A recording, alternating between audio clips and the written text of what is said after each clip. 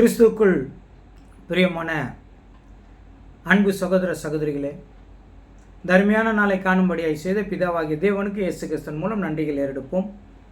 இந்த நாளிலும் நாம் பார்க்க இருக்கிற வேத பகுதி கிறிஸ்துவின் வருகைக்கான ஆயத்த பணி தொடங்கிவிட்டது, பாகம் 6. இதில் நாம் தியானத்திற்கு எடுத்துக்கொண்ட வேத பகுதி பூமியிலிருந்து வந்த மிருகம். நாம் எதை குறித்து தியானித்துக் கொண்டிருக்கிறோம் என்றால்,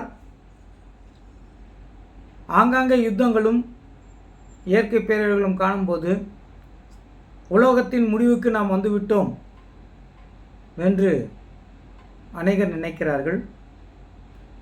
உலகம் முடிய போகிறது என்று அநேகர் நினைக்கிறார்கள். இயேசு கிறிஸ்துவின் வருகை வந்துவிட்டது என்று கூட அநேகர் நினைக்கிறார்கள். ஆனால் வேதத்தில் பார்க்கும்போது யுத்தங்களையும் யுத்தங்களின் செய்தியும் கேள்விப்படுவீர்கள், ஆனால் முடிவு உடனே வராது என்ற வார்த்தையில் இயேசு கிறிஸ்து அங்கே ஒரு முற்றுப்புள்ளி வைத்திருப்பார். அப்படி என்றால் எப்பொழுது முடிவு வரும்? அந்த முடிவை குறித்து தான் ஒவ்வொரு பாகமாக பார்த்து வருகிறோம். தெசலோனிக்கேய புஸ்தகத்தில் பார்த்தோம், தானியேல் 2ஆம் அதிகாரத்தில் பார்த்தோம், தானியேல் 7ஆம் அதிகாரத்தில் பார்த்தோம். இப்பொழுது வெளிப்படுத்தின புத்தகம் 13ஆம் அதிகாரத்தில் பார்த்து கொண்டிருக்கிறோம். இன்னும் வரும் காலங்களில் 16, 17 அதிகாரங்களை கூட நாம் பார்க்க போகிறோம். இயேசு கிறிஸ்து வருவதற்கு முன்பதாக அந்தி கிறிஸ்து வர வேண்டும். அந்தி கிறிஸ்து வந்தாதான் அந்த நாள் வரும். விசுவாச துரோகம் முந்தி நேரிட்டு கேட்டின் மகனாகிய பாவ மனுஷன் வெளிப்பட்டால் வழி அந்த நாள் வராது. அந்த பாவ மனுஷன், கேட்டின் மகன், அந்தி கிறிஸ்து, இதையெல்லாம் யாரை அடையாளப்படுத்தி பேசுகிறது? அதைத்தான் நாம் பார்த்து வருகிறோம்.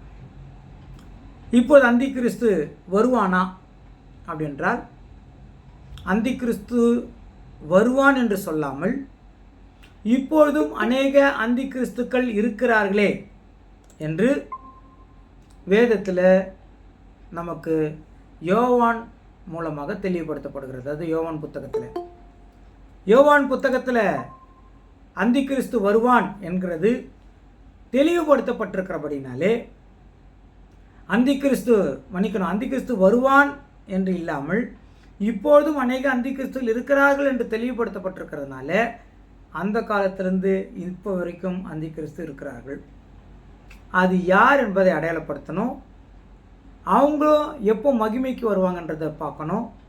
அதெல்லாம் தான் நம்ம பார்த்துட்டு வரோம். அதில் குறிப்பாக அந்தி கிறிஸ்து எங்கிருந்து வருவான் என்று தானியேலில் பார்த்தோம். அவன் ரோம் ராஜ்யத்திலிருந்து தான் வரணும். அந்த ரோம் ராஜ்யத்தில் முக்கியமான பதவியிலிருந்து தான் அவன் வரணும். 10 கொம்புகள், அதில் நடுவில் ஒரு கொம்பு, அதுதான் அங்கே சொல்லப்பட்டிருக்கிறது. அங்கேருந்து வரணும். அவன் வேறாக இருப்பான். என்ன வேறாக இருப்பான்? முதல் காரியம், யாரெல்லாம் கிறிஸ்துவ வாழ்க்கை, உண்மையான கிறிஸ்துவ வாழ்க்கை வாழ்கிறார்களோ அவர்களுக்கு விரோதமாகத்தான் அவன் கை இருக்கும். இப்போ அதை குறித்து நம்ம பார்க்கலாம். அதனால் வெளிப்படுத்தின புத்தகம் 13ஆம் அதிகாரம் அதிகாரத்திலிருந்து கடலிலிருந்து ஒரு மிருகம் வருகிறது. அதை போன படங்களை நம்ம பார்த்தோம். அதனுடைய சுருக்கம் பார்க்கலாம். கடலிலிருந்து ஒரு மிருகம் வருகிறது. கடல் என்றால் பெரிய ஜனம், ஜனத்தை குறிக்கிறது. கடல்னு பெரிய ஜனம். அந்த பெரிய ஜனத்திலிருந்து ஒரு மிருகம் அப்படின்னா, இன்றைக்கு அநேக சபைகள் இருந்தாலும் நம்முடைய தாய் சபை ரொம்ப பெருசு. அதிலிருந்து தான் நாம் அந்தி கிறிஸ்து கூட வரணும் என்றதாக நாம் பார்க்குறோம். தாய் சபையிலிருந்து தான் அந்தி கிறிஸ்து கூட வரணும். அதுக்கு 10 கொம்புகளும் 7 தலைகளும் இருந்தன. அந்த 10 கொம்புகள் 7 தலைகள் என்னென்று நம்ம அடுத்த இதில் நம்ம பார்க்கலாம். ஓகே, அடுத்தது சொல்கிறாங்க, அந்த மிருகம் எப்படி இருந்ததுன்னா சிறுத்தையை போல் இருந்தது. அதன் கால்கள் கரடியை போல் இருந்தது. அது வாய்கள் சிங்கத்தை போல் இருந்தது. முதல்ல பார்த்தோம் தானியேலில் 3 மிருகங்கள், 3 ராஜ்யங்கள். இங்கே ஒரே மிருகத்துக்கு 3 குவாலிட்டி என்ன பண்ணிட்டாங்க. இப்போ இது கூட வலு சர்ப்பம் சேர்ந்தது. வலு சர்ப்பம்னா அரசாங்கம். அப்போது ஒரு மதம், அந்த மதத்துக்கு கூட அரசாங்கமும் சேரும். மதமாக இருக்கணும், அரசியல் அரசாங்கமாக இருக்கணும். இது ரெண்டும் சேரும்போது என்ன ஆகும்னா, அந்த மதத்துக்கு ஒரு பவர் கிடைச்சிடும். பவர் கிடைச்ச உடனே அந்த பவரை அது என்ன வேணாலும் யூஸ் பண்ணும். மிஸ்யூஸ் பண்ணும். ஏன்னா பவர் கிடச்சிருது. இப்போ அந்த மதத்தை ஏற்றுக்கொள்ளாதவர்கள் அல்லது அந்த கொள்கையை ஏற்றுக்கொள்ளாதவர்களுக்கு விரோதமாக அரசாங்கம் கூட இருக்கிறதுனால அரசாங்கத்தின் மூலமாக புது சட்டங்களை இயற்றி அந்த மதத்தை ஏற்றுக்கொள்ளாதவர்கள், அந்த கொள்கையை ஏற்றுக்கொள்ளாதவர்கள் என்ன வகையினாலும் அவர்களை சித்திரவதைப்படுத்த முடியும், கொடுமைப்படுத்த முடியும், அவர்களுக்கு உபத்திரவத்தை கொடுக்க முடியும். அப்படி உபத்திரப்பட்டாலும் நீ உபத்திரப்படுகிறேன், ஆனாலும் என் கொள்கையிலிருந்து நான் மாற மாட்டேன் என்கிறவர்களும் பரிசுத்தவான்கள். சரிங்களா? அதனால் வெளிப்படுத்தல் 13ஆம் அதிகாரம் 6வது வசனத்தை சொல்லும்போது அது தேவனை தூஷிக்கிறது என்றால் தவறாக பேசுதல் என்றால் தேவன் ஒரு விஷயத்தை சொல்லியிருக்க அது மாற்றி பேசுவது. ஒரு விஷயம் பைபிளில் தான் இருக்குது, ஆனால் அதை மாற்றி பேசுவது. இயேசு கிறிஸ்து சொன்ன விஷயத்தையே மாற்றி பேசுவது. அதை சொல்லும்போது இல்லைங்களா, பரலோகத்தில் இருக்கிறவருக்கு விரோதமாக கூட அங்கே சொல்லப்பட்டிருக்கோம். 7வது வசனத்தில் பார்க்கும்போது பரிசுத்தவான்களோடு யுத்தம் பண்ணும். நம்ம பரிசுத்தவான்களோட யுத்தம் பண்ணோம்னா யார் ஜெயிப்பாங்க அப்படின்னும் போது பரிசுத்தவான்கள் ஜெயிப்பாங்கன்னு நம்மளுக்கு தோணும். ஆனால் அங்கே பரிசுத்தவான்களோடு யுத்தம் பண்ணி பரிசுத்தவான்களை அது ஜெயிக்கும் என்று அங்கே தெளிவாக சொல்லியிருக்கிறதாக பார்க்குறோம். அப்போது இந்த மிருகத்தினுடைய வேலை பரிசுத்தவான்களை ஒடுக்கும், அவர்களை ஜெயிக்கும். அதே மாதிரி ஆதி சபையில் நடந்தது. கிட்டத்தட்ட 5 கோடி ஜனங்களை கொண்டு இருக்கிறார்கள். சபைகளில் யாரெல்லாம் நான் சொல்கிறத ஏற்றுக்கணும் அப்படின்னு சர்க்குலர் அனுப்பிச்சாங்களோ அவங்கள தவிர அதெல்லாம் ஏற்றுக்க முடியாதுன்னு யார் பிடிவாதம் பிடித்தார்களோ அவர்களெல்லாம் கொன்று குவித்திருக்கிறார்கள். 5 கோடி ஜனங்களை கொன்றார்கள். இதுக்கு இப்போ இருக்கிற போப்புக்கு முன்னாடி இருந்த ஒரு போப்புன்னு நினைக்கிறேன். அவர் பகிரங்கமாக மன்னிப்பு கேட்டார். 5 கோடி ஜனங்களை கொன்னது நாங்கள் தான், எங்களுடைய வம்சம்தான், மதத்தின் பேரில் கொண்டாங்க, நான் மன்னிப்பு கேட்கிறேன்னு சொன்னார். நக்கீரன் மற்றும் பல நாளிதழ்களில் அது வந்தது. ஒரு சாதாரண விசுவாசி ஃபாதர்கிட்ட மன்னிப்பு கேட்குறார், ஃபாதர் கேர்டினல் கிட்ட மன்னிப்பு கேட்குறாரு, கேர்டினல் ஆர்ச் பிஷப் கிட்ட மன்னிப்பு கேட்குறாரு, ஆர்ச் பிஷப் கிட்ட கேட்குறாரு, பிஷப்பு போப்பு கிட்ட கேட்குறாரு, போப்பு மறுபடியும் மனுஷங்கிட்டே அதாவது விசுவாசிங்கிட்டே மன்னிப்பு கேட்குறாருன்னு சொன்னாங்க. விமர்சனங்கள் எழுந்தது மதத்தின் பெயரால். அப்போ நடந்தது மாதிரி பரிசுத்தவான்களை ஒடுக்கின மாதிரி இப்போ கடைசி காலத்தில் நடக்க போகுது. அடுத்தது சொல்கிறாங்க, கோத்திரங்கள் மேலும் பாஷைக்காரர்கள் மேலும் ஜாதிகள் மேலும் அதிகாரம் வரும். கோத்திரம், பாஷைக்காரர், ஜாதி அப்படின்னா முழு உலகம்னு அர்த்தம். அவர் எந்த மதத்தை சேர்ந்தவராக இருந்தாலும் சரி, எந்த இதுவாக இருந்தாலும் சரி, அவர்கள் கூட அவரை நேசிப்பார்கள். அப்படி ஆகிடும். பார்த்தீங்களா? அப்போ எல்லா ஜனங்களுக்கும் பொதுவாக அவர் என்ன பண்ணுவார், நிறைய விஷயங்கள் சப்போர்ட் பண்ணுவார். அப்படி சப்போர்ட் பண்ணுறதுனால சத்தியத்தை தெரிந்தவர்கள் அது தப்பு, வேதத்தின்படி அவர் சொல்லன்னு சொல்லும்போது அவர்களுக்கு விரோதமாக அவர் எழும்பும்போது அந்த ஜனங்கள் கூட என்ன பண்ணுவாங்க, பரிசுத்தவான்களுக்கு அகின்ஸ்ட் சத்தம் வருவாங்க. அவர் சொல்கிறதெல்லாம் கரெக்டு, நீ என்னப்பா இப்படி பேசுகிற, புரியுதுங்களா? அப்படித்தான் ஆகும். இப்பவும் அப்படித்தான் நடந்துட்டு இருக்குது. 8வது வசனத்தில் பார்க்கும்போது அவங்க கூட இருக்கிறவங்க யாருன்னா ஜீவ புஸ்தகத்தில் பெயர் எழுதப்படாதவர்கள் அப்படின்னா கிறிஸ்தவர்கள் தான். கிறிஸ்தவர்கள் 2 குரூப்பு. ஒன்று ஜீவ புஸ்தகத்தில் பெயர் எழுதப்பட்டிருக்கிறவர்கள், அவங்க நித்திய ஜீவனுக்கு போவாங்க. பெயர் எழுதப்படாதவர்கள் கிறிஸ்தவர்களாக இருப்பாங்க. பெயர் எழுதப்படாத ஏனென்றால் இவர்களுடைய கொள்கையெல்லாம் வேதத்தின்படி இருக்காது. எல்லாம் உலக அரசியல் படியும் உலகத்தின் மாயை படியும் அந்த உலகத்தில் இருக்கிற அந்த சபை நாயகர்கள் சொல்லுகிற காரியத்தை கை கொண்டு நடக்கிறதுல தான் இவர்களுடைய அமைப்பு இருக்கும். ஆனால் இது ஒரு சபையினுடைய அமைப்பு. இது கிறிஸ்துவ அமைப்புக்கும் கிறிஸ்துவ கோட்பாட்டுக்கும் முற்றிலும் விரோதமாக இருக்கும். ஆனால் கிறிஸ்துவ சபை தான். அது இது குறிப்பாக சொல்லும் போது நம்முடைய தாய் சபை தான். பைபிளில் இருக்கிற மாதிரி அது என்ன ஆகாது, நடக்காது. தன்னையும் தனக்குரியதும் அரசாங்கத்தை கூட சேர்த்து நாங்கள் இப்போவே ராஜாக்களாக ஆளுகை செய்கிறோம் என்று சொல்லி 5 கோடி ஜனங்கள் என்ன பண்ணிக்கிறாங்க, கொண்டிருக்கிறார்கள். அப்படியே இந்த கடைசி காலத்திலும் பரிசுத்தவான்களுக்கு மிகப்பெரிய சோதனை இருக்கிறது. மிகப்பெரிய சோதனை இருக்குது. இப்போ இல்லை, இன்னும் கொஞ்சம் கொஞ்சமாக பாருங்க. இப்போ பாருங்க, ஃபர்ஸ்ட் ஆஃப் ஆல் நாம் சுற்றி இருக்கிற இடத்துல நாம் இப்போ தேவனுக்காக உண்மையிலே வாழறோம்னா சுற்றி இருக்கிற இடத்துல இருந்து நம்மளுக்கு பலவிதமான சோதனைகள் வரும். இப்போவே வர ஆரம்பிச்சிருச்சு. ஆனால் காலப்போக்கில் ஒரு சபைக்கும் இன்னொரு சபைக்குமே பிரச்சனை வரும். அப்போது பேர் கிறிஸ்தவர்கள்லாம் சேர்ந்துட்டு உண்மையான கிறிஸ்தவர்களுக்கு விரோதமாக எழும்புவார்கள். இப்பவும் எழும்பியாச்சு, அது அங்கங்கே நடக்க ஆரம்பிச்சிருச்சு.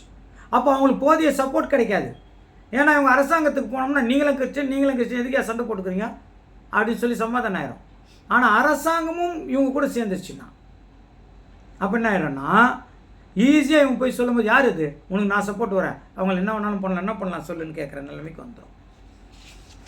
இதுதான் அங்கே கடல்லேருந்து வந்த மிருகம். அப்போது நம்ம இவ்வளோ நேரம் பார்த்துட்டு வந்தோம் அந்தி கிறிஸ்து. அதில் ஒரு பகுதி நம்முடைய தாய் சபையில் இருக்கிற அமைப்பு, அதனுடைய காரியங்கள், அதான் ஒரு பகுதி. இப்போ இன்னொரு பகுதி இருக்குது, 2 பகுதி. இன்னும் அநேக சொல்கிறாங்க ரோமன் கத்தோலிக் தான் அந்தி கிறிஸ்துன்னு. இல்லை, ஏன்னா இன்னொரு பகுதி வருது. 11வது வசனம் வாசிக்கலாமா? வெளிப்படுத்தல் 13:11. பின்பு வேறொரு மிருகம் பூமியிலிருந்து எழும்பக் கண்டேன். அது ஒரு ஆட்டுக்குட்டிக்கு முன்பாக 2 கொம்புகளை உடையதாய் இருந்து வலு சர்ப்பத்தை போல பேசினது. ஓகே, இப்போ பூமியிலேருந்து இன்னொரு மிருகம் வருது. முதல்ல வந்தது கடல்ல, பெருசு. பூமி சின்னது. கடலை விட நாங்கள் 3ல் 1 தானே. எங்களை 3 பக்கம் தண்ணீரான, ஒரு பக்கம் நிலம் தானே. அப்போ பூமினா சின்னது. இப்போ சின்ன அமைப்பிலிருந்து ஒரு மிருகம் வருது. இப்போ இது 2வது. 1 கிறிஸ்துவத்தில் முதல் பகுதி தாய் சபை பார்த்தோம். இப்போ 2வது பகுதி அதுவும் அந்தி கிறிஸ்துக்கு சம்மந்தமாக இருந்தது. அது எது தெரியுங்களா? அதை தான் இன்றைக்கி பார்க்குறோம். கொஞ்சம் இன்றைக்கி பார்க்கலாம், மீதி அடுத்த வாரம் நம்ம பார்க்கலாம். அதில் முக்கியமாக இந்த மிருகத்தை பற்றி சொல்லும்போது, இது பூமியிலேருந்து வருது, ஒரு சின்ன என்னங்க ஜனத்தொகை உள்ள இடத்துலேருந்து வருது. இது ஆட்டுக்குட்டிக்கு ஒப்பாக இருக்குது. இயேசு தான், இயேசு தான், இயேசு தான், இயேசு தான். ஆனால் அது அப்படி கிடையாது, தாய் சபை அப்படி கிடையாது இல்லைங்களா? அது மாதா, புனிதர்கள், அவங்களெல்லாம் அவங்களுக்கு எல்லாருக்கும் ஈக்குவல் இதுதான். குழந்தை இயேசு அதெல்லாம் அவங்க. ஆனால் இவங்க எப்படின்னா இயேசு தான், இயேசு இயேசு இயேசு. அதான் ஆட்டுக்குட்டிக்கு ஒப்பா இயேசு இயேசு இயேசு. ஆட்டுக்குட்டிக்கு ஒப்பா அந்த 2 கொம்பு இருக்குது. அப்போ 2 வகையான பிரிவினைகள் கிறிஸ்துவத்துக்குள்ளே இருக்குதுங்க. இவ்வளோ நம்ம 2000 வகையான பிரிவுகள் பார்த்துருக்குறோம். இது எப்படி பிரிக்குது தெரியுங்களா? பைபிள் 2 ஃபஸ்ட்டு தாய் சபை, அதுலேருந்து ஒரு பிரான்ச் வந்து ஒரு கிளை வந்துச்சு. அது ரொம்ப முக்கியத்துவம் யார் போனது? இயேசு தான், ஆட்டுக்குட்டி இயேசு தான். அதுக்குள்ளே 2 பிரிவினைகள் பற்றி அங்கே பேசுகிறாங்க. மேலும் 2 பிரிவினைகள் வருது. அடுத்தது சொல்கிறாங்க, இது அதான் சொல்கிறாங்க, இதுக்கு 2 கொம்பு இருக்குது. இந்த ஆட்டுக்குட்டிக்கு 2 கொம்பு. இது வலு சர்ப்பத்தை போல பேசியது. அதாவது எனக்கும் சபையில் பவர் இருக்குது, நானும் பூமியை எல்லா மக்களையும் ஆளுகை செய்ய முடியும் அப்படின்று தனியாக ஒரு அரசாங்கமே அது என்ன பண்ணுது, நடத்துது. கிறிஸ்துவ சபையில் இந்த பைபிளில் சொன்ன தீர்க்க தரிசனம் அது நீங்களா ஒரு சபையில் நடத்துது. சரி, முதல்ல நம்ம தாய் சபை. அந்த தாய் சபையிலேருந்து 1517 அங்கே இருந்த ஒரு என்னங்க ஒரு ஃபாதர் கடையினால் தெரியல, அவன் ஒரு முக்கியமான பதவியில் இருந்தவர். அவர் அங்கேருந்து வெளியே வந்தார். அவர் பேர் தான் மார்ட்டின் லூத்தர்.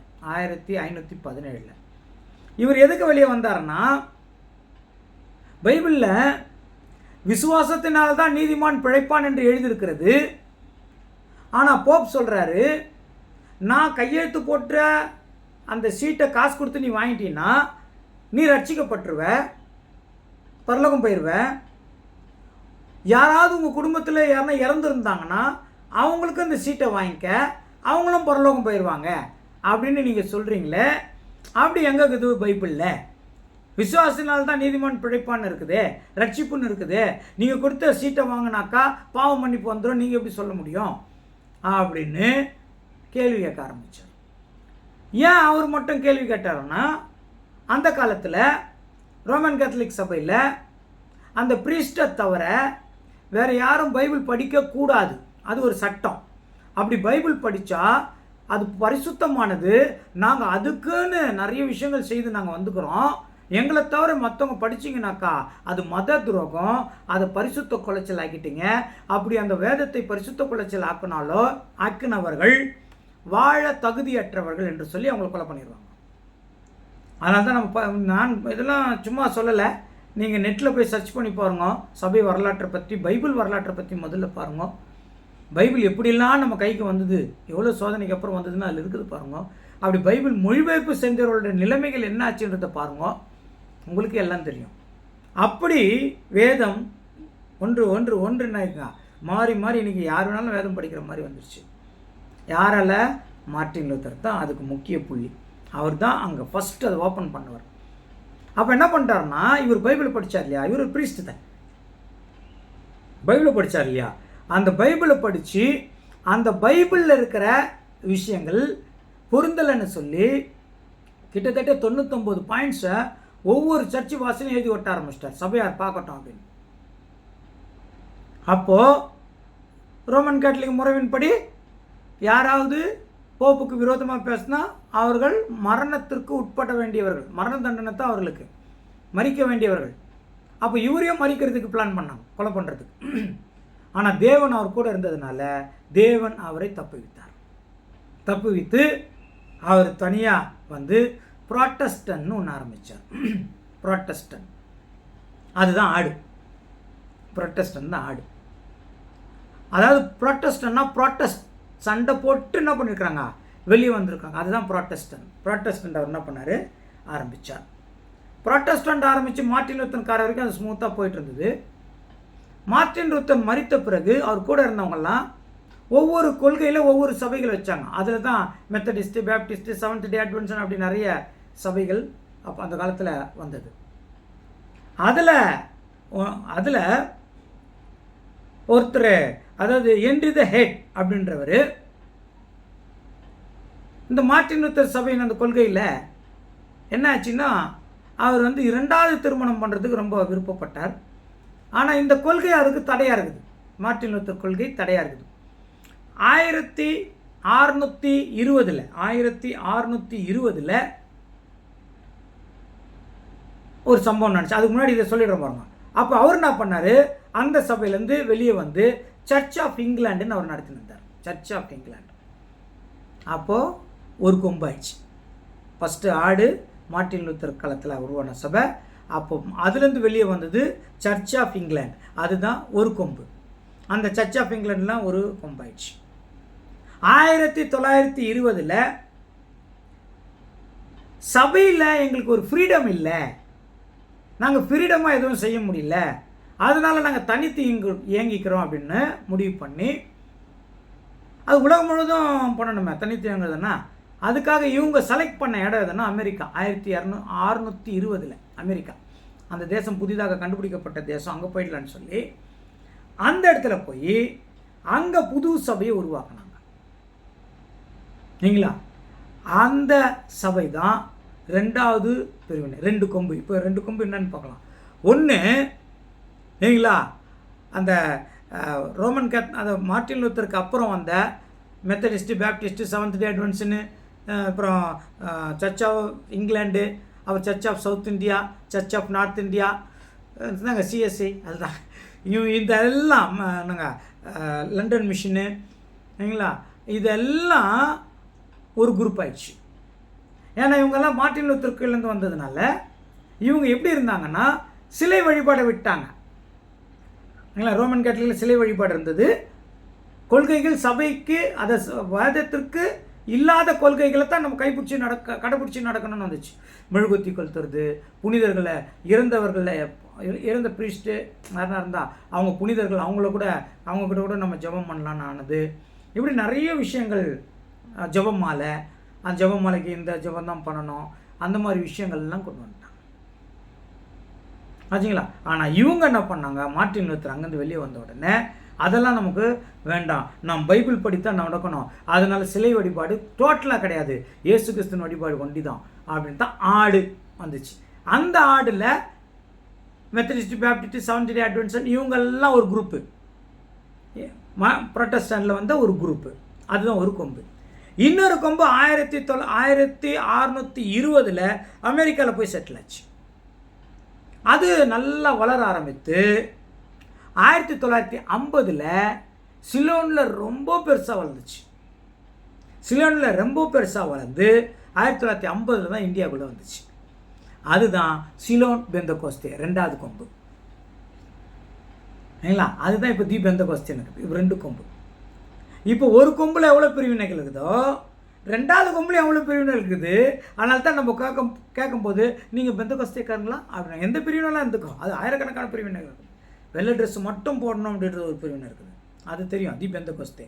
அது சிலோன் பெந்தகோஸ்தே பேர் மாதிரி தி பெந்தகோஸ்தேன்னு இருக்குது. அங்கே வெள்ளை ட்ரெஸ் மட்டும்தான் போடணும், நகைலாம் போடக்கூடாது. ஆனால் சபைக்குள்ளே என்ட்ரி ஆகும்போது நகையை கட்டிட்டு போகிறவங்க இருக்கிறாங்க. இன்னும் நானே அதை நேராக பார்த்துருக்கிறேன், என் நண்பர்களும் அதை பார்த்து சொல்லியிருக்கிறாங்க. அது இன்னொன்று, நீ நகைலாம் போட்டுக்கலாம், எல்லாம் பண்ணிக்கலாம், பூ வச்சுக்கலாம், நகை போட்டுக்கலாம், கலர் ட்ரெஸ் போட்டுக்கலாம், என்ன வேணாலும் பண்ணிக்கலாம். ஆனால் பொட்டு வைக்கக்கூடாது. அது ஒரு இது. அவர் இன்னொன்று, சபையில் மூப்பர்களாக இருக்கிறவர்கள், அதாவது சபை நடத்துகிற பாஸ்டர்ஸ், அவங்க கல்யாணம் பண்ணிக்கக்கூடாது. அது ஒன்று. இன்னொன்று, ஸ்திரீகள் யாரும் நீங்களா பிரசங்கிக்கவும் கூடாது. ஸ்திரீகளுக்கு பரலோக அழைப்பே கிடையாது. அதனால் அவங்க பிரசங்கம் பண்ணக்கூடாது, ஒன்றும் செய்யக்கூடாது. அவங்க பரலோக அழைப்பு கிடையாது. இன்னொரு பிரிவினர் அதெல்லாம் கிடையாது, பிரசங்கம் மட்டும்தான் கிடையாது. ஏன்னா பைபிளில் ஸ்திரீகள் பிரசங்கிக்கக்கூடாதுன்னாங்க, பிரசங்கம் மட்டும் கூடாது, பரலோக அழைப்புலாம் இருக்குது. இப்படி அந்த பெந்தகோஸ்தேன்ற 1950 அப்புறம் அந்த கொம்பில் இவ்வளோ பிரிவினைகள் இருக்குது. 2 கொம்பு ஹசிங்களா. இப்போ என்ன நடக்குது இந்த 2 கொம்பில் அப்படின்னா, புதிய கொள்கையும் புதிய கோட்பாடுகளும் சபையில் என்னாச்சு, உருவாயிடுச்சு. வேதத்தில் உள்ள முக்கியமான டாக்டரினை விட்டாங்க, வேதத்தை வச்சுக்கிட்டாங்க.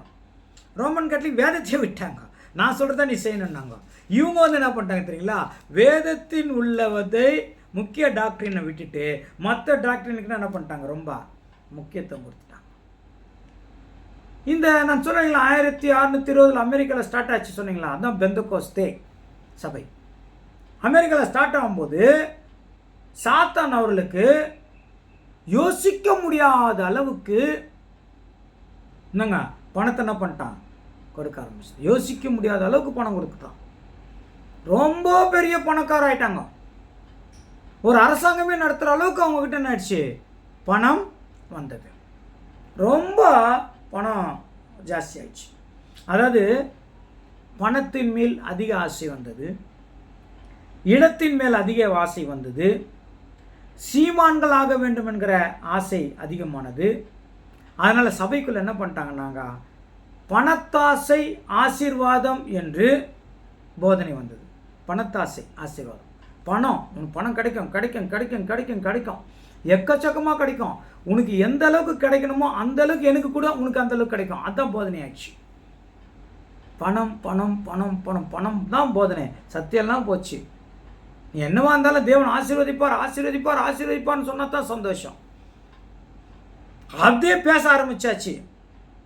பார்த்தீங்களா, இதுதான் 2வது கொம்பு. முதல் கொம்பு Methodist, Baptist, seventh day Adventist, அதாவது ரொம்ப கத்தாதவர்கள், சைலண்ட்டாக ஒரு குரூப்பு, சிஎஸ்ஐ அதெல்லாம் போச்சு. இன்னொரு குரூப்பு சவுண்டு, ரொம்ப கத்துறது இல்லைங்களா, வர்ஷிப்புன்ற பேரில் ரொம்ப கத்துறது, கை தட்டுறது, குதிக்கிறது. அதாவது நான் சொல்கிறேன், இதெல்லாம் பாரம்பரியம் ஆயிடுச்சு, இதெல்லாம் பைபிளில் இல்லை.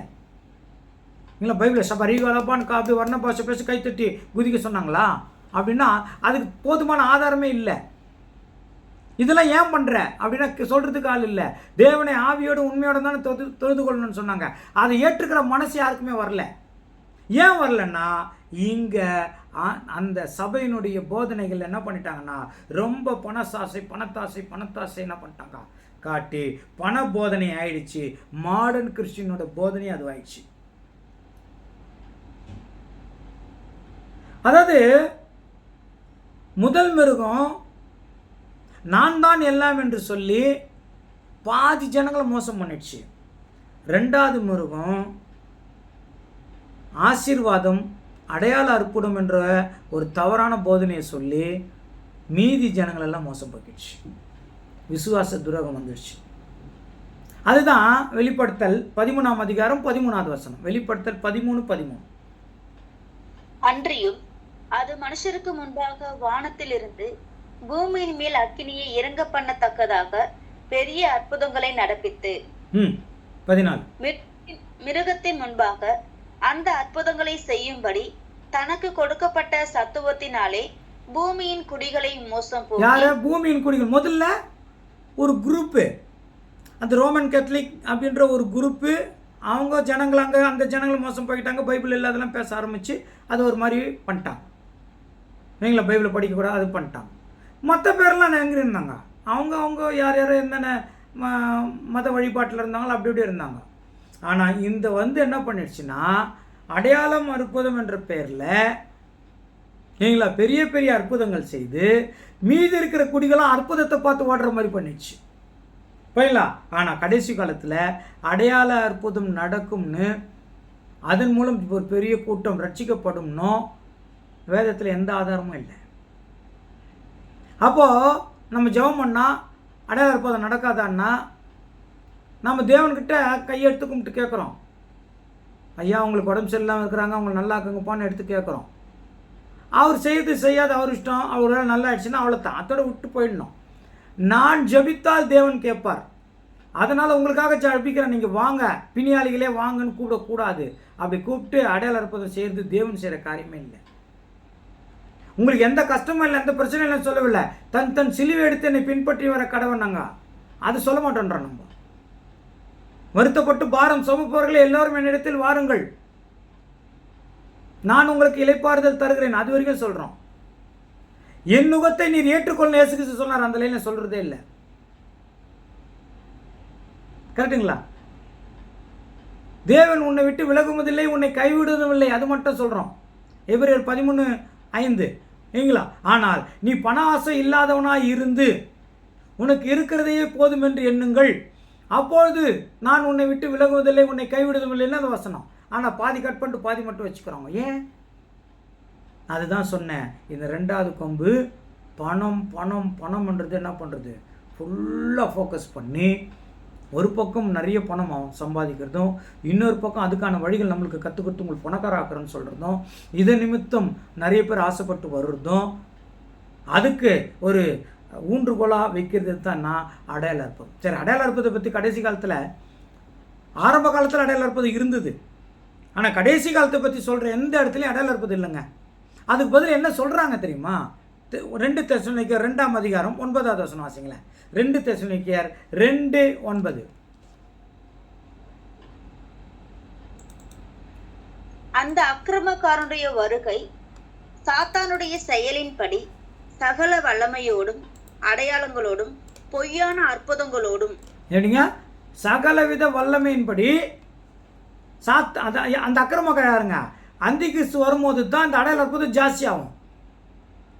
இப்போ பார்த்துன்னுக்குறோம், அந்தி கிறிஸ்துன்னு ஆயிடுச்சு, வேறு காலத்துக்கு இருக்கிறோம் இல்லைங்களா? அடையாள அற்புதம் என்ன ஆயிடுச்சுன்னா ரொம்ப ஜாஸ்தி ஆயிடுச்சு. அது எப்படி சொல்கிறாங்க பாருங்களேன். அந்த அந்த அக்கிரமக்காரனுடைய வருகை சாத்தானுடைய செயல். சாத்தான் தான் அடையாள அற்புதம் செய்கிறது. சாத்தானுடைய செயலின்படி சகல வல்லமையோடும், வல்லமை இருக்குது, ஆனால் சாத்தாண்டு அடையாளங்களோடும் பொய்யான அற்புதங்களோடும். பொய்யான அற்புதம்னா நம்ம தப்பாக நினச்சிக்கிறோம், அவர் வயிற்று வலியே இல்லைங்க, அவர் சும்மானா வந்து வயிற்று வலின்னு சொல்லிட்டு சாட்சி சொல்கிறாங்க. அது இல்லை, அவர் உண்மையிலே வயிற்று வலி இருக்கும், உண்மையிலே அவருக்கு பிரச்சனை இருக்கும், அது சரியாக இருக்கும். ஆனால் அது தேவனால் ஆகலை, அது தேவனால் ஆகலை. தேவனால் ஆகணும்னா என்ன சொல்லணும் தெரியுமா? நீ உன் பாவத்தை அறிக்கையிடு, அப்போது ஒரு வேளை உனக்கு தேவன் சுகம் கொடுப்பார்னு சொல்லணும். அப்போ தேவன் தான் ஹைலைட் ஆகிறாரு, மனுஷன் ஹைலைட் ஆகிறதில்ல. ஆனால் அதை விட்டுட்டு நான் சொல்கிறேன் நீ நல்லாயிரு, நல்லாயிட்ட அப்புறம் தேவன் வச்சுக்கணா, அவர் நல்லாயிட்ட அப்புறம் எந்த தேவனை கூப்பிட்றாரு நம்மளுக்கு எனக்கு தெரியும். அதான் அங்கே சொல்லும்போது பொய்யான அற்புதங்களோட வல்லமையோடு இருக்கும், பவர்ஃபுல்லாக தான் இருக்கும். ஆனால் அவர் ஜபித்ததுனாலன்றது இல்லை.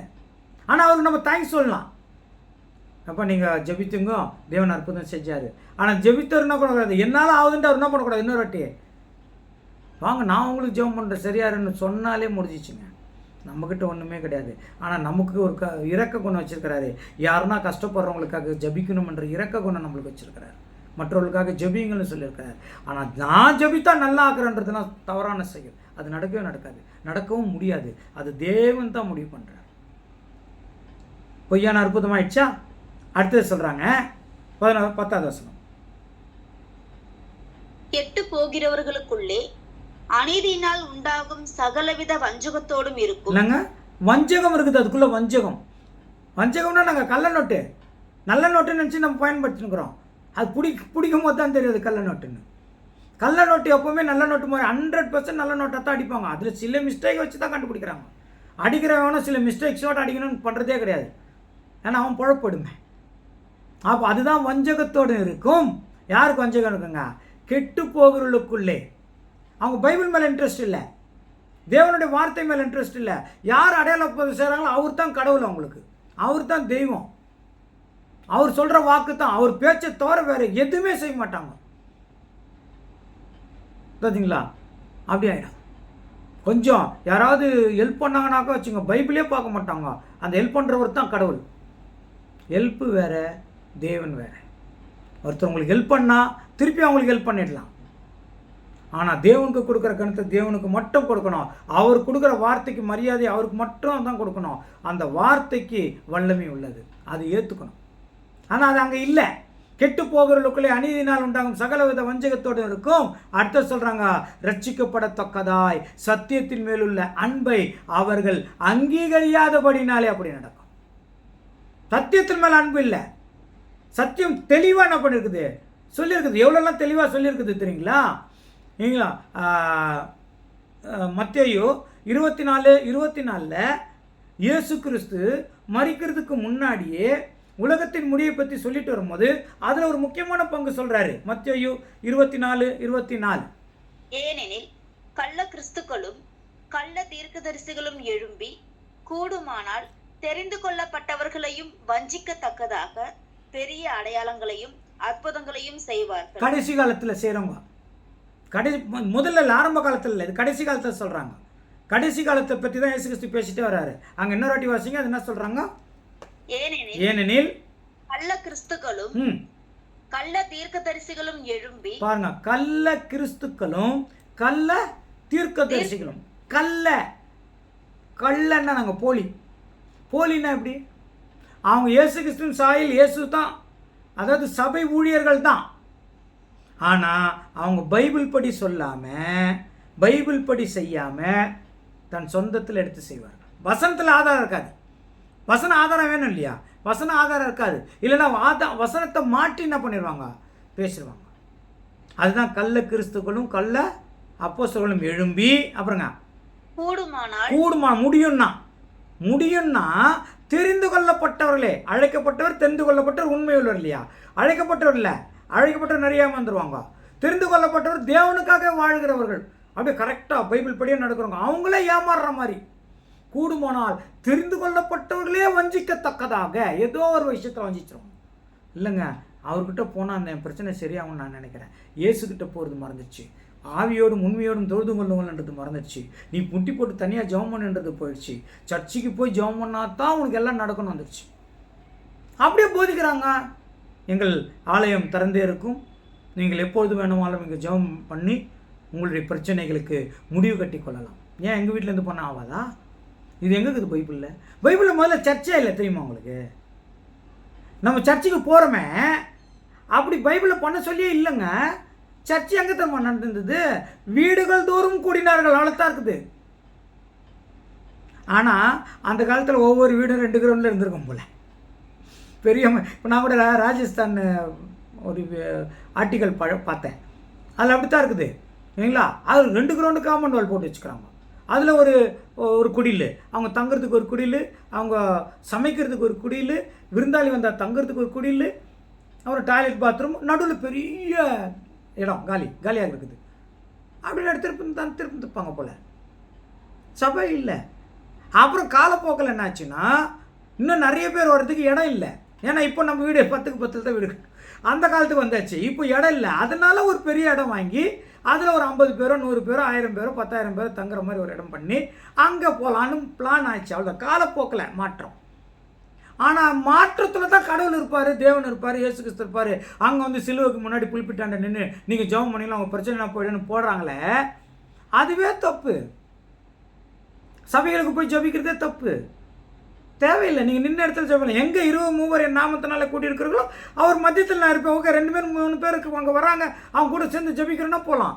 ஆனால் அங்கே போய் ஜெபிச்சாதான் அப்படின்றது பைபிள் இல்லாத போதுங்க. ஆனால் அப்படி ஆயிடுச்சுன்னா தெரிந்து கொள்ளப்பட்டவர்கள், சத்தியத்துக்காக வாழ்கிறவர்கள், வசனத்துக்காக இருக்கிறவர்களே ஏமாந்து போகிற மாதிரி, இல்லை அங்கே போய் ஜெபித்தா நம்மளுக்கு நல்லாவும், இல்லை அவர்கிட்ட போய் ஜெபிச்சுக்கிட்டா நல்லாவுன்ற போதனை என்ன ஆயிடுச்சுங்க, ஸ்லோவாக வர ஆரம்பிச்சிருச்சு. மூத்தவர்கள், வயதில் மூத்தவர்கள், சபையின் மூப்பர்கள்கிட்ட நம்ம பிறந்தநாளில் மற்ற நாளில் எங்களுக்காக ஜெபம் பண்ணுங்கன்னா அது வேறு விஷயம். அவங்க நம்மளை வாழ்த்துறதுக்காக ஜெபிக்கிற காரியம் அது வேறு விஷயம். அதுக்காக அவங்க வாழ்த்தினா தான் நம்ம நல்லா இருப்போம்னு நினச்சா அது தப்பு.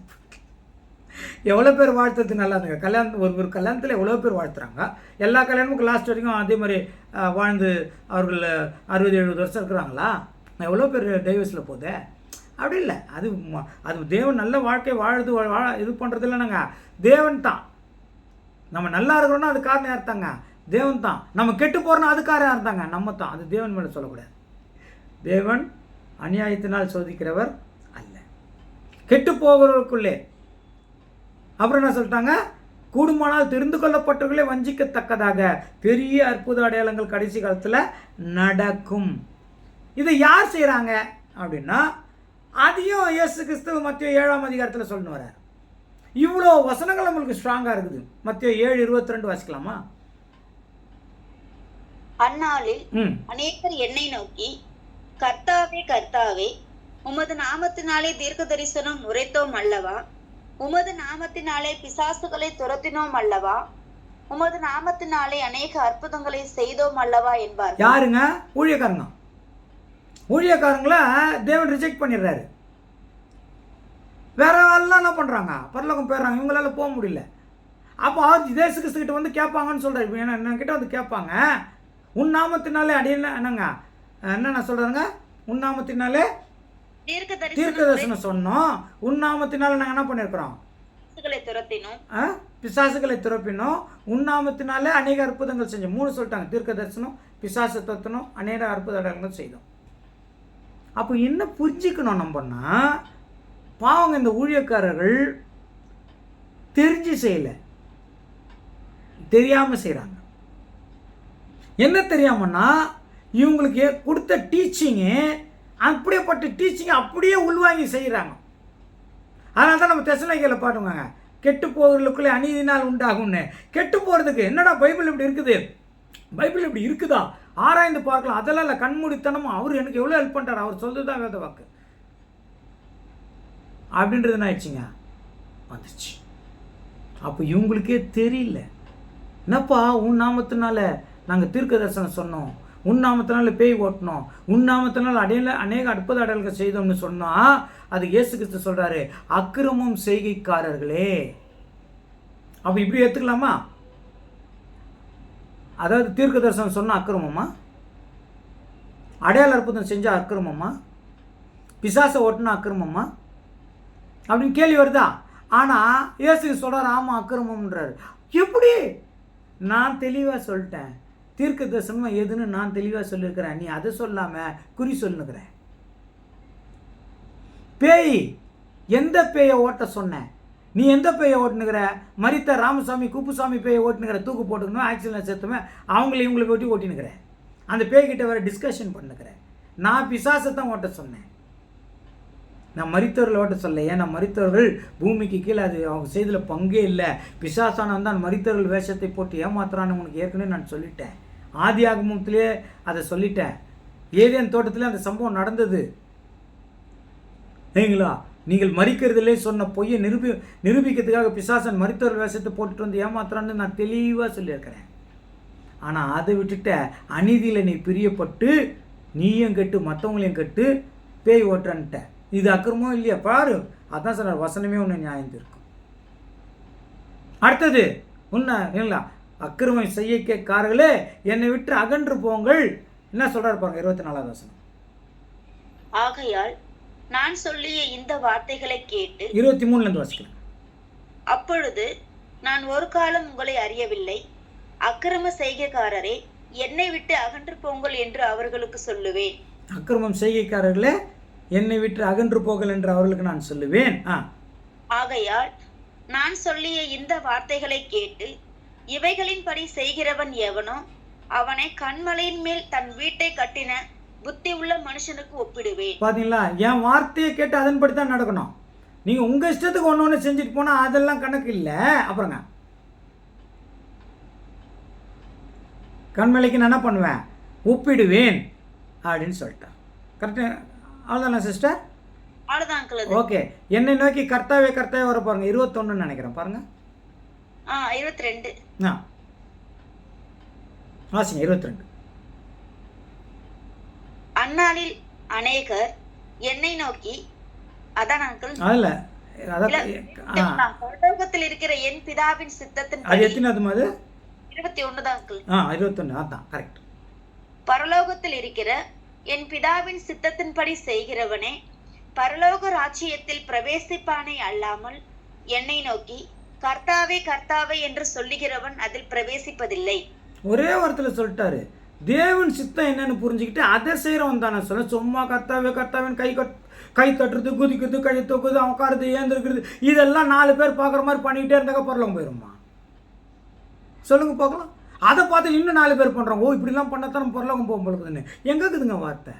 என்னை நோக்கி சும்மா ஸ்தோத்திராண்டவரே கர்த்தாவே கர்த்தாவே அப்படி இப்படியே பேசிக்கினே இருந்த முனைவினே இந்த 4 பேர் காதில் விழுற மாதிரியே பேசிக்கினே இருந்தாக்க பரலோகம் போயிடுவோம்மா? அவருடைய சித்தம் என்னென்னு பார்த்து அதை கை கொண்டு செஞ்சால் தான் பரலோகம் போகும். அவருடைய வார்த்தையை கேட்டு அதுக்கு கீழ்ப்படிஞ்சு நடந்தால் தான் பரலோகம் போகுங்க. என்னை நோக்கி கர்த்தாவே கர்த்தாவேனா இயேசுவே இயேசுவே இயேசுவே இயேசு. இப்போ இயேசுவேன்ற மாடர்ன் ஆயிடுச்சு. இப்போ யோசுவா யோசுவா யோசுவான்றது ஆயிடுச்சு. எப்படி ஆச்சு மாடர்ன் கிறிஸ்டின்? அப்படியே அடுத்த பேர் என்ன சொல்ல போகிறாங்க தெரியாது. அப்படிலாம் சொல்லிட்டா 4 பேர் காதில் விடுற மாதிரி சொல்லிட்டா சரியா போச்சா? மனசு தாங்க தேவன் பார்க்குறாரு. வெளித்தோற்றத்தை பார்க்குறதே இல்லை. வெளித்தோற்றம் ஒன்றுக்கும் பயன்படாது. வெளித்தோட்டத்தில் நம்ம என்னத்தான் டெக்கரேட் பண்ணாலும் அது யூஸே இல்லை. டெக்கரேட் பண்ணாமல் போயிடலாம், அதுக்கு யூஸ் இல்லை. அவருடைய சித்தம் தான் என்ன பண்ணணும், செய்யணும். அப்போ பைபிள் இருக்கிற அந்த வார்த்தையின்படி தான் நடக்கணும். ஏசையால் இருக்குது இல்லையா, தேவனுடைய வார்த்தையின்படி என்ன பண்ணணும், அதுபடி தான் நடக்கணும், அதுபடி தான் பேசணும். ஏசையா 8 இருக்கு இல்லைங்களா? அப்படி தான் 8:20 அப்படி தான் பேசணும், அப்படி தான் நடக்கணும்னு தேவன் தெளிவாக சொல்லியிருக்கிறார். வாசிக்கலாம், ஏசையா 8:20. வேதத்தையும் சாட்சி ஆகமத்தையும் கவனிக்கணும். ஒரு விஷயம் இருந்தால் அது எது என்ன சும்மா நம்மளுக்கு ஒரு லைனை பார்த்துட்டு அதை வச்சு 1 மணி நேரம் மெசேஜ் எடுத்துட்டா சரியா போச்சா? சத்தியத்துக்குள்ள அவர்கள் நடத்த வேண்டியது முக்கியம் இல்லையா? அவர்கள் வழி விளக்கும் போது அவர்களுக்கு புத்தி சொல்ல வேண்டியது அவசியம் இல்லையா? புத்தியை ஏற்றுக்கொள்ளலைன்னா சொல்லிட்டாரு, காலில் இருக்கிற தூசி கூட தட்டி விட்டு வந்துருன்ட்டார். ஆனால் புத்தி சொல்ல வேண்டியது அவசியம் இல்லையா? கரெக்ட் பண்ணணும் இல்லையா? நீ என்ன வேணாலும் பண்ணாலும் சரி, எனக்கு வர வேண்டிய பங்கை எனக்கு மாதம் மாதம் கொடுத்துரு அப்படின்னு நான் கை நீட்டி வாங்கிட்டே இருந்தேன்னா ஒரு நாளைக்கு தேவன் என்னையே கணக்கு கேட்க மாட்டாரா? கை நீட்டி பணம் வாங்கினியே, என்ன விஷயத்துக்கு நீ பணம் வாங்கின? உன் ஊழியத்தை செஞ்சு வாங்கணும். நீ ஊழியத்தை செஞ்சாத தேவனே நான் ஊழியத்தை செய்யும்படியாக கரெக்டாக சொன்னேன்னா அவங்க எனக்கு பணம் கொடுக்க மாட்டாங்க. பண்ணால் தேவனுக்கு வரா? பணம் வேணான்னு ஊழியத்தை என்ன பண்ணணும், சொல்லிடணும். என் ஊழியம் இது தான் அவனுக்கு சொல்லணும், சொல்லிடணும். பணம் முக்கியமே இல்லை. இன்றைக்கி பணம் எல்லாம் தேவன் அதை எப்படியும் சமாளிப்பார். அவரால் முடியும். என் வேலை என்னவோ அதை செய்யணும், அது இல்லாமல் போயிடும். என்னை நோக்கி கர்த்தாவே கர்த்தாவேன்னு சொல்கிறது இல்லை முக்கியம். வேதத்தையும் சாட்சி ஆகமத்தையும் கவனித்து பேசணும். அப்புறங்க இந்த வார்த்தையின் படியே சொல்லாவிட்டால் அவர்களுக்கு விடியற் காலத்து வெளிச்சம் இல்லை. அவங்களுக்கு விடியலே இல்லைங்க வாழ்க்கையில். அவங்களுக்கு விடியவே விடியாது. எவ்வளோ வந்தாலும் விடியாது, என்ன நடந்தாலும் விடியாது, எதுக்குமே விடியாது. தேவனுடைய வார்த்தைக்கு விரோதமாக பண்ணால் அது அந்த வார்த்தையை புரிஞ்சிக்காமல் நடந்தால் யாரோ சொல்கிறத காதில் வாங்கி போட்டு இதுதான் தேவன் வார்த்தைன்னு நடந்தாலும் தப்பு, நம்ம வார்த்தையை விட்டுட்டு நடந்தாலும் தப்பு. புரியுதுங்களா? அதான் சார் என்ன நோக்கி கர்த்தாவே கர்த்தாவேன்னு கூப்பிடுறாங்க. உன்னாமத்தினால செய்தோமே அப்படின்னு என்ன அர்த்தம்? தேவன் தான் சொல்கிறாரு சொல்கிற விஷயமே தெரில. அவர் செய்யவே சொல்லலைங்க, யாரோ சொன்னதை நம்ம கேட்டு செஞ்சுனுக்கிறன்ற விஷயமே தெரியலங்க. அது ஒரு டைப்பு. இன்னொரு வசனம் இருந்தாலும் இல்லை நம்ம இப்படிலாம் மாற்றி பேசினா தான், தந்திரமாய் போனா தான், போலியாக இருந்தால்தான் நம்மளுக்கு நம்ம குழப்பம் நடத்த முடியும்னு வந்தால் அதுவும் கஷ்டம்தான். ஆனால் இதெல்லாம் இந்த அடையாள அற்புதம் யார் செய்யறதில்ல? உண்மையான கிறிஸ்தவர்கள் செய்யறதில்லை. உட்காந்து ஜெபம் பண்ணுறோம், அவ்வளோதான். செய்யறதும் தேவன். ஏதோ 1-2 நடந்துச்சுன்னா நான் ஜெபம் பண்ணுறவான்னு என்ன பண்ண முடியாது, நம்ம கூப்பிடவே கூடாது. நீங்கள் ஜெபம் பண்ணிக்கங்கன்னா ஜெபம் பண்ணிக்கணும், அவ்வளோதான். அதனால தான் அங்கே சொல்லும்போது என்ன சொல்லிட்டாங்க, பெரிய அற்புதத்தையும் அடையாளத்தையும் அந்த மிருகத்துக்கு முன்னே செஞ்சிச்சு. ஏன் செஞ்சிச்சு? வெளிப்படுத்தல் 13ஆம் அதிகாரம் 15வது வசனம். மேலும் அம்மிருகத்தின் சொரூபம் பேசத்தக்கதாகவும் மிருகத்தின் சொரூபத்தை வணங்காத யாவரையும் கொலை செய்யத்தக்கதாகவும் மிருகத்தின் சொரூபத்திற்கு ஆவியை கொடுக்கும்படி அதற்கு சத்துவம் கொடுக்கப்பட்டது. 18 அது சிறியோர் பெரியோர் ஐஸ்வர்யவான்கள் தரித்திரர் சுயாதீனர் அடிமைகள் இவர்கள் யாவரும் தங்கள் தங்கள் வலது கைகளிலாவது நெற்றிகளிலாவது ஒரு முத்திரையை பெறும்படிக்கும் அந்த மிருகத்தின் முத்திரையாவது அதன் நாமத்தையாவது அதன் நாமத்தின் இலக்கத்தையாவது தரித்து கொள்ளுகிறவன் தவிர வேறு ஒருவனும் கொள்ளவும் விற்கவும் கூடாத படிக்கும் செய்தது. இதிலே ஞானம் விளங்கும். அந்த மிருகத்தின் இலக்கத்தை புத்தியுடையவன் கணக்கு பார்க்க கடவன். அது மனுஷனுடைய இலக்கமா இருக்கிறது. அதனுடைய இலக்கம் 666. ஓகே, இப்போ இந்த 2 கொம்புள்ள ஆடு அந்த மிருகம் செய்கிற வேலை தான் இது. முதல்ல அந்த மிருகம் கடலிருந்து வந்தது, அதான் தாய் சபை. அது பங்கு என்ன செய்யணும், அது முடிச்சிச்சு. இப்போ மீதி இருக்கிற பங்கு இந்த 2 மிருகம் சொல்லி செய்யலாம். அந்த 2 மிருகம் யார் யார்? ஒன்று அமைதியாக சாப்பிட்டா போகிறவங்க, மெத்தடிஸ்ட்டு, பெராபிஸ்ட்டு, செவன்த் டே அட்வென்ட்ஸ்னு, சிஎஸ்ஐ, ரோமன் கேத்தலிக், இதெல்லாம் ரோமன் கேத்தலிக், சிஎஸ்ஐ, அதாவது Church of South India, search of North India, பெந்தகோஸ்தில் நிறைய ஒரு பிரிவினைகள், அதெல்லாம் இன்னொரு கொம்பு.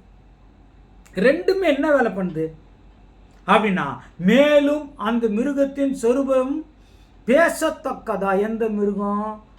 சாவுக்கு ஏதோ அடிபட்டுச்சேன், அந்த மிருகம் சாவுக்கு ஏதோ அடிபட்டு இப்போ செத்த நிலைமையில் இருக்குது. அது இப்போ மேலே வரணும். இப்போ அது இப்போ என்ன ஆயிடுச்சுன்னா, அதுக்கு ஒரு இமேஜ் வந்துடுச்சு. ஒரு இமேஜ்னா ஒரு உருவம் வந்துடுச்சு, ஆனால் அதுக்கு உயிர் இல்லை. அது பேசணும் இல்லைங்களா? அதை கொலை செய்ய அந்த மிருகத்தின் சொரூபத்தின் ஆவி என்ன வரணும், அதான் சொல்கிறாங்க பாருங்களேன். அந்த மிருகத்தின் சொரூபத்திற்கு ஆவியை கொடுக்கும்படி உயிர் கொடுக்கணும். இப்போ வெறும் இமேஜ் தான் இருக்குது, பவர் இல்லை. இப்போ இன்னும் அதுக்கு பவர் சேர்க்கணும். இந்த பவர் சேர்க்குற வேலை யார் செய்து தெரியுங்களா? 2 கொம்பு. அப்படியா? அது எப்படி? 2 நம்ம பார்க்கறதுக்கு வேறு வேறு மாதிரி தானே தெரியுதுங்க. அடுத்த கிளாஸில் நம்ம பார்க்கலாம் அது 2 எங்கே வந்து சேர்றாங்கன்னு. வசனம் சொல்லுது, நான் இல்லை, வசனத்தில் அதெல்லாம் நடந்திருக்குதா வரலாற்றில் என்றதை குறித்து நாம் வருகிற வாரம் பார்க்கலாம். அடுத்த வாரம் நம்ம பார்க்கலாம். இந்த நல்ல நேரத்தை கொடுத்த பிதாவாகிய தேவனுக்கு இயேசு கிறிஸ்துவின் மூலம் நன்றி செலுத்துவோம்.